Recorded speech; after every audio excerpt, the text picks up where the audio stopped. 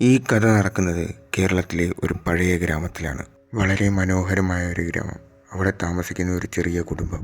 മൂത്ത കുട്ടിയായ മീര, ഇളയ കുട്ടിയായ ലക്ഷ്മി, അവരുടെ ഏറ്റവും ഇളയ അനിയൻ അർജുൻ, പിന്നെ അവരുടെ അമ്മയും. അവരുടെ വീടിന് പുറകിലായി ഒരു ഉപേക്ഷിക്കപ്പെട്ട കിണറും.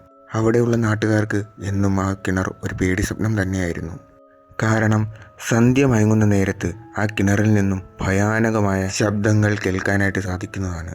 ഒരു ദിവസം ഈ കിണറിൽ നിന്നും ഇതേപോലെ എന്തെങ്കിലും കാണാൻ സാധിക്കുമെന്നുള്ള ആഗ്രഹത്താൽ അർജുൻ എന്ന ആ കുട്ടി ആ കിണറിൻ്റെ അടുത്തേക്ക് പോയി നോക്കി. പിന്നീട് അവൻ കണ്ടതോർത്ത് അവൻ ഭയന്നു. അർജുൻ, അർജുൻ എന്നുള്ള വിളിയായിരുന്നു ആ കിണറിനുള്ളിൽ നിന്നും കേട്ടത്. തിരികെ വീട്ടിലെത്തിയ ശേഷം അവൻ പുറകിലേക്ക് തിരിഞ്ഞു നോക്കുമ്പോൾ അവൻ്റെ വീട്ടിലേക്ക് ആരോ നടന്നു വരുന്നത് പോലെ അവൻ ഭയന്ന് വിറച്ചു. അതേസമയം ഈ കാഴ്ച അവൻ്റെ ചേച്ചിയും കണ്ടിരുന്നു. അവൻ്റെ ചേച്ചിയും ഭയന്ന് വിറച്ചു. പെട്ടെന്നായിരുന്നു അവിടുത്തെ വൈദ്യുതി നഷ്ടപ്പെട്ടത്. ആ ഇരുട്ടിൽ മിന്നിമറയുന്ന ഒരു രൂപം.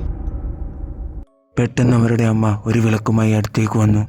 ഒരു ചെറിയ വെളിച്ചത്തിൽ റൂമിലേക്ക് നടക്കുന്ന ഒരു കാൽപാദം.